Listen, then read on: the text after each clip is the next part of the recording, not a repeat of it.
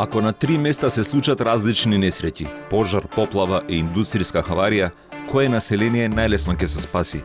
Одговорот е тоа што ќе биде најдобро подготвено. Во општества во кои што луѓето се оптоварени со секојдневни предизвици, тешко е да се размислува за проблемите што не постојат во моментот, дури и ако е известно дека некогаш ќе се случат. Но кога станува збор за катастрофите, навременото планирање е неопходно. Кога ќе се случат, нема простор за размислување што требало да се прави за да се спречат или да се намалат штетите во случај ако дојде до нив. Системот за заштита и спасување го водат институциите, но во него се предвидува и улогата на граѓаните и како тие треба да бидат подготвени. Граѓаните можат први да одговорат и да си помогнат и себе си и на другите. Подготвеноста се постигнува ако се бараат одговорите на неколку прашања. Прво, што ме загрозува? Дали во мојата околина има шума што може да се запали, река што може да се излее, брана што може да попушти, фабрика што користи опасни материјали? Дали се случуваат земјотреси? Дали сме во опасност од заразни болести? Одговорите треба да ги дадат општините и другите институции, преку процена на ризиците и правење планови за спасување во случај на опасност, заедно со граѓаните кои добро ги познаваат историските и географските околности во тоа место, и да ги објават во документи што треба да бидат достапни на сите. Второ, како да се подготвам?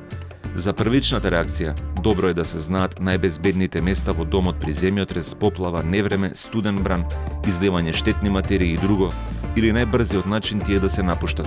Важно е да се знае и како да се добиваат брзи и точни информации за тоа што се случува. Како да се напушти објектот ако има потреба и телефонските броеви што треба да се знаат при евентуална несреќа. Чувањето спакувани резерви со храна, вода и основна прва помош е корисно, како и пари за итни случаи, ако има можност. Личните документи треба да бидат секогаш на дофат, како и документите за имотот. Трето, како да спречам да стане полошо? Исклучувањето на струјата, водата, доводот за газ и на другите инсталации во домот може да спречи поголеми оштетувања. Затоа треба да се знае како тоа може да се направи брзо и ефикасно. Четврто, кому да помогнам?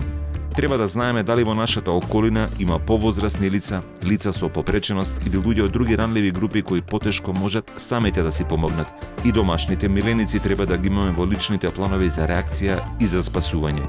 Петто, каде да се засолнам?